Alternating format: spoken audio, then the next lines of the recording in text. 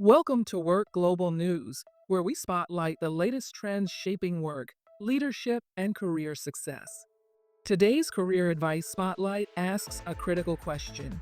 Is your online presence quietly sabotaging your career?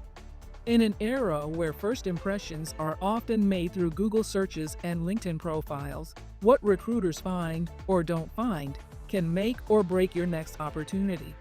This article feature reveals that it's not controversial posts that hurt most professionals, but subtle missteps like outdated profiles, inconsistent messaging, or no digital footprint at all. Your LinkedIn is more than a resume. It's a digital handshake. And when it's missing or misaligned with your goals, it can send the wrong message about your professionalism, credibility, or relevance.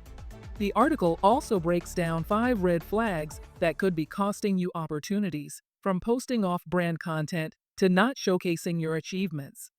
It offers step by step strategies to clean up and strengthen your digital brand, including auditing your footprint, updating your profiles, and aligning your story across platforms. In a competitive market, your online presence is your career brand. Stay visible, stay consistent, and stay in control. For more on this story and others reshaping the world of work, visit worksglobalnews.com.